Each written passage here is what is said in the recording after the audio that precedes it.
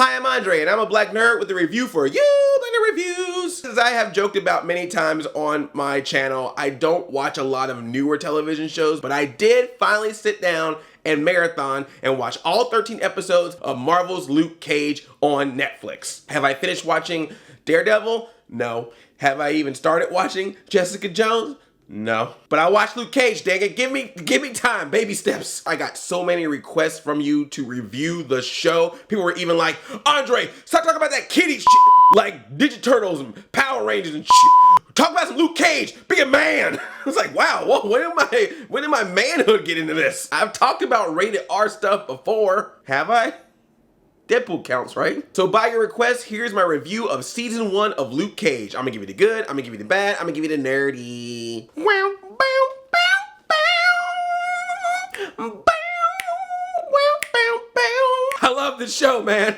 I really loved this show. I loved it. It was so good. I just love the way this show looks, man. The atmosphere of this show is so well done. It's shot so well. Even though it's a TV show, it feels shot like a movie. Like there's scenes where it's two characters talking and they could have just put one camera here and just had them cut back and forth. But they'll do things like character talks. It's like a nice front shot and it cuts away to a different character. It comes back to that character. Now it's from the side, cuts back and it cuts back again. And now it's like their front face, but they're like off center a little bit. Like they just do these different angles and visual shots in it that makes it impressive. Even though it doesn't have the special effects of a big budget movie, it still has the feel of a movie, just the way it's shot. This show is a great example of being inspired by blaxploitation films with style and substance. I'm not calling anybody out, ain't throwing no shade out there, but I'm just saying there's people out there that like to explore, dip their toes into blaxploitation, and they just go surface level. They talk about all the,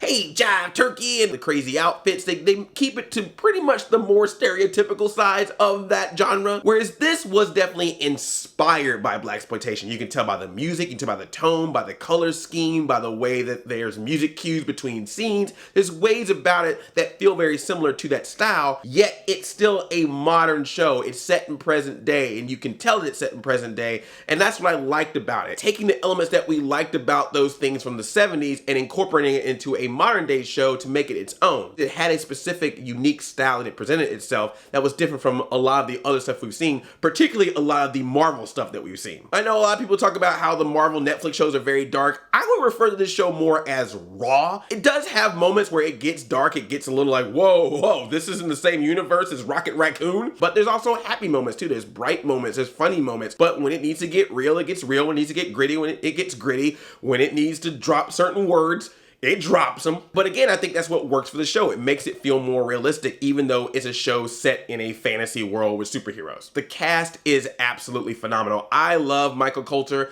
as Luke Cage. He's a bulletproof man. He reminded me of Bulletproof. You remember from Cops? You remember the cartoon Cops? That dude was bulletproof. Now I want that to be a movie. Can we make a movie version of Cops, the cartoon show? Bam, bam, bam, bam, bam. Cops, look it up if you don't know what I'm talking about.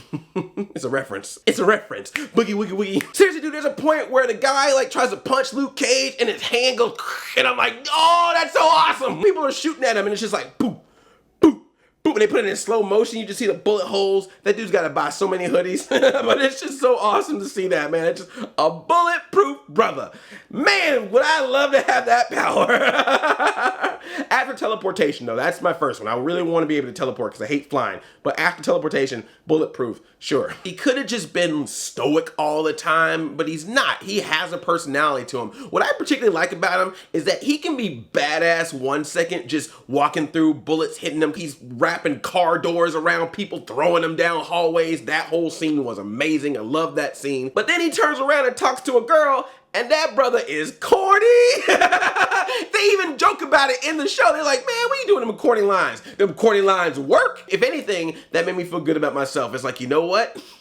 I don't look like Luke Cage, but I can bring the corniness of Luke Cage to you ladies, and maybe that will work every once in a while. I just gotta apparently look like Luke Cage to say the things that he says.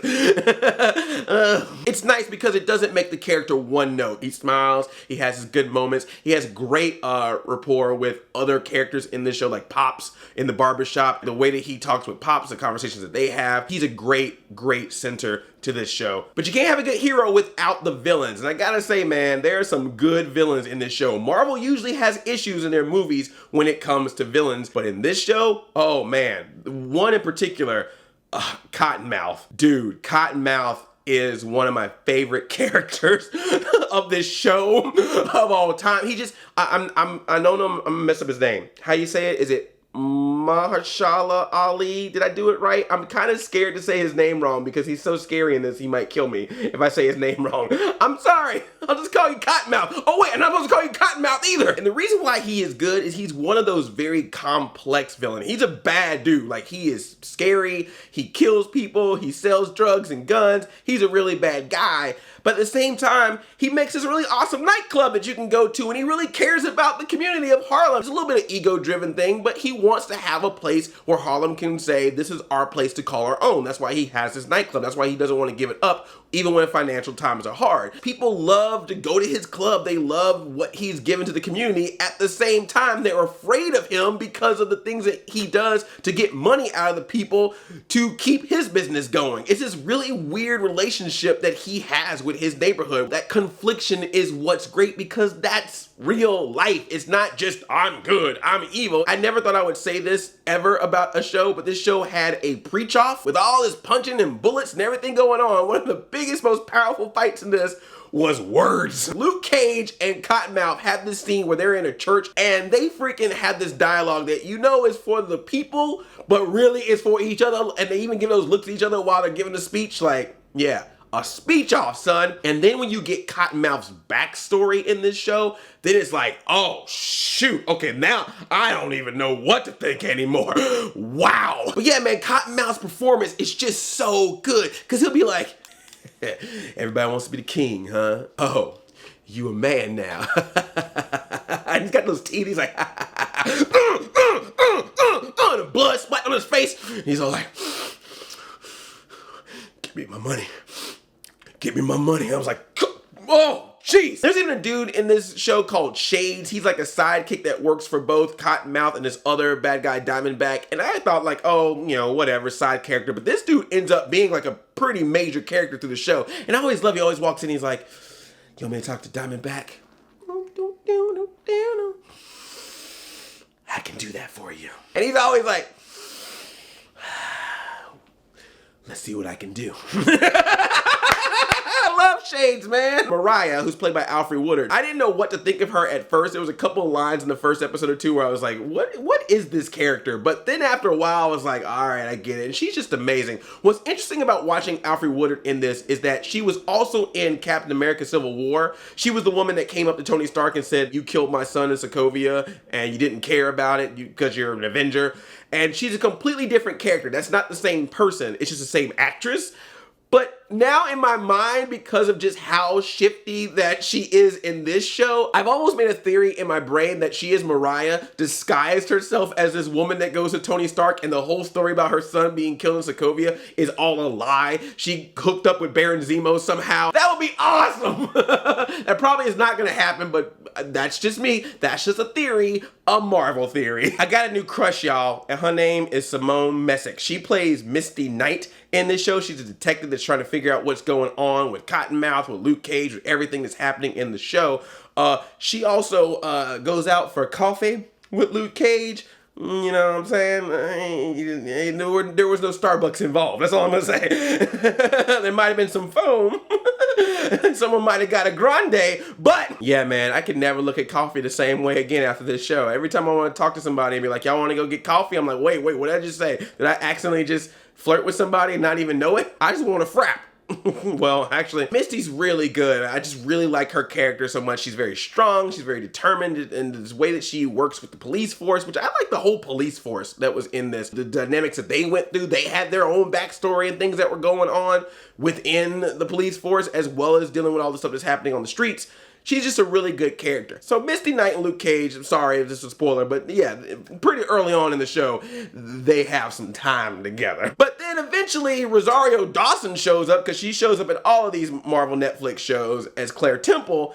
And, you know, Luke Cage is like, oh, damn, that's Rosario Dawson. And the whole time I'm thinking, oh, what's going to happen when Claire Temple meets Misty Knight? Are they going to have this whole thing of like, I saw him first? No, it never happens. That never happens. They never have a moment in the show where one gets upset with the other. Most movies and TV shows, even having that one night fling, they make a big deal about, oh, are we in a relationship now? Oh, and yeah, we're with someone else? Oh my God, this was like, no, she just wanted some one night. He was there, he looked good, they did it, and we moved on. As a matter of fact, they even have scenes where Misty and Claire are together by themselves, and they work together and do something together like they're best friends. They like each other by the end of this thing. And I was like, that's impressive. That's an example of something where that's mature. It's not dark, it's not gritty, but it's just a way of life that they're just like, this is how we're gonna handle this in a mature fashion, not in a serialized, dramatical Hollywood fashion. And I really appreciated that. And those two together, I was like, can they have their own show? Because I'm kind of digging this whole, you know, if I can have a show where Simone Messick and Rosario Dawson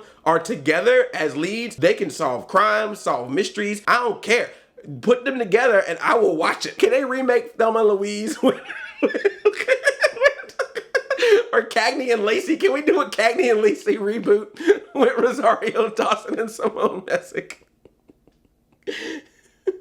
No one's gonna know what Cagney and Lacey is. There's even characters in this show that aren't even major characters, but you enjoy them because they want to give the feel of a neighborhood. There's times where they'll have minor characters that they'll bring back throughout random episodes just for a scene or for a line, and it kind of works because you start feeling the community aspect of it. But just remember, be careful loving anybody in this show. Like, if you really like a character in this show, even if they're a side off character, like a one shot or two shot character, they might get a one shot or two shot later. And you'd be like, no, not that person. They were just only on 2 episodes. Why you gotta take them out? No one's safe. Even though this show was filmed months or even a year before some of the things that we have seen happen in our country in present day, you can't help but notice some of the metaphors or similes or symbolisms within the show. I mean, obviously the hero in a hoodie that obviously have some connections to some of the things that we've seen happen. You know what? What I like about this show is you can look at it and you can get reference in that and you can connect it yourself to some of the things that are happening in the real world, but at the same time, it never beats you over the head with it. It's just one of those things that are happening in their lives and you can connect that to things that are happening in real lives. That's the thing that we've seen happen in comic book movies, comic books themselves, where they're able to take elements that we see in our pop culture or in our society and use that as inspiration for things that happen in their world. So yeah, man, I love the show. I love the characters. I love the style. I love the fights. The action sequences when they have them are great. So is there anything bad to say about Luke Cage? Yeah, I'm sorry. I love the first half of Luke Cage. Well written, they're well acted, it's just perfect. Like, the way that it paces itself is great. The second half's a little more tricky. I enjoyed the second half, I still was entertained by it, but the reason why it doesn't work for me as much is because there are some plot lines that I wish they would have spent more time on that feel kind of rushed, and there's other plot lines that I feel like could have been done really quickly that they spend a lot of time on. There's a specific thing that happens to Luke Cage, kind of a finding out his kryptonite per se, or his vulnerability. And it's something I feel like they could have resolved pretty quickly, but instead it takes like 2 or 3 episodes to really deal with it. We know that Luke Cage is gonna be okay. We know he's gonna be in the Defenders. So to spend that much time to be like, is Luke Cage gonna be okay? Well, yeah, we know he's gonna be okay. I'm not saying you can't have that drama. I think it's important to have that moment of showing weakness in your superhero. I just think they could have just done it quicker. There's a shift in power when it comes to the bad guys. I won't get too much into it because I don't want to spoil too much about this, but this villain Diamondback, who has a history with Luke Cage, he's a great villain, but whereas Cottonmouth, conflicted, deep, complex type of villain, Diamondback is just straight up classic style of villain. Luke Cage did something to me back in the day that I hated, and I hate him, and all I want is vengeance. And it's fine, he is a good bad guy, but there just isn't a lot of layers to him, and even the layers that they try to put on him, because it's getting a little bit more rushed in the second half, you don't really get that much of an impact of his frustration and his anger like you do with Cottonmouth in the first half. You have this very interesting story about Luke Cage and the police, Luke Cage and Diamondback, what's going on with Mariah and her rise of power, and the new characters coming in to challenge her that are very interesting, but they move at a much more rapid pace than some of the storylines that happened in the first half of the show. I think it's because since it only had 13 episodes and it had to get to a certain place to be able to get ready for the Defenders, that was why some of this stuff got rushed. It's a typical thing that you see happen in even the Marvel movies, where they have to do certain things to just get ready for the universe as a whole. Sometimes that can hurt the storytelling. Some of those elements that needed more time could have been saved for a second season, or it should have been more episodes so that some of those storylines that I really thought were interesting could have had more time to be explored. Enough of the nerdy. There's some cameos in this. We get a lot of music cameos. There's one particular cameo that the trailers spoil, but it's cool to see him in the show, and then when you see him, and it's kind of a cool scene. There's even a Stan Lee cameo, technically. It's not actually Stan Lee, but there's an image of him that's used in one of the scenes in one of the episodes. So look closely, you might see him. They have this episode that gives a backstory of how Luke Cage got his powers,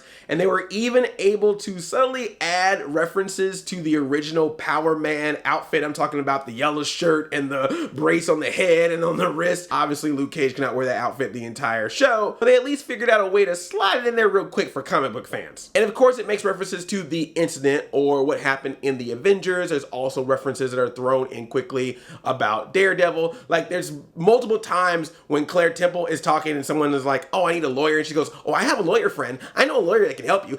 Well, we know it's Daredevil. She should have just pulled up her Netflix account and go, see this show right here? That guy can help you. But it's nice to see all these worlds combined. It still boggles my mind that these deep, dark, gritty Marvel television shows are in the same world as Ant-Man, and now we're getting Doctor Strange with magic. It's like, okay, we got some magic going on, and then we got this bulletproof black dude in Harlem.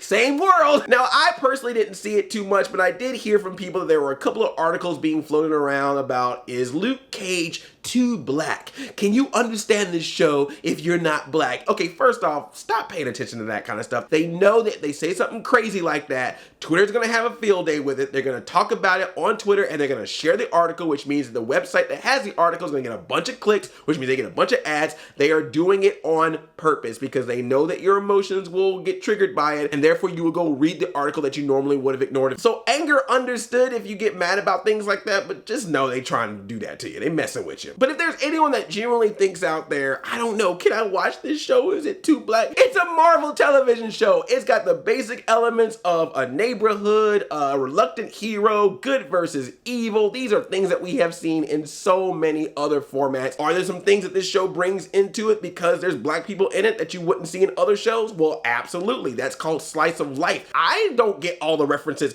in Luke Cage because, yeah, some of it's about black culture, but some of it's about black culture that I didn't grow up with or that was past my time. There's elements of it that are about New York specific culture or New York black culture that I didn't experience because I grew up in the South. It's a good show that has black people in it. If you want to enjoy it because it's got black people in it, you are more than welcome to do so. I did. I mean, being a black person, seeing a black superhero, that was like, this is awesome. I really enjoyed this. It's not Blank Man. I'm having a good time. No, I'm just kidding. I like Blank Man. Gilmore Girls is coming to Netflix. Am I going to sit around and be like, I don't know, guys. Can I watch Gilmore Girls? Is it too white? Might be too white for me. Is Gilmore Girls too white? Yes, it is. Gilmore Girls is too white. I'm just kidding. This is an enjoyable show that anyone can watch. It's very entertaining. It's very fun. It has its dark moments. It has its good moments. It has its cheesy, corny, let's go get coffee moments. Overall, it is an entertaining show. I highly recommend it. Luke Cage for the win. Definitely let me know what you thought of Luke Cage in the comments, and I need your help. I'm actually gonna put a poll on this video. If you click on the card, I have a poll up so that you can decide what's the next show on Netflix that I'm going to watch. Your options are Daredevil, Jessica Jones, or a completely not Marvel show, but one that everyone's been talking about, Stranger Things. So answer the poll, let me know which show you want me to watch, and when I do my next Netflix binge, I will pick the show that got the most votes, and I will come back here and review that show just for you. Thank you for watching. It's good to be back. Like this video, and if you are new here, please subscribe because I make nerdy videos all week, every week. I love you like a play cousin. I'm Audi 5000, and I'm about to go get some coffee. Chain chomp, yelp. Wow.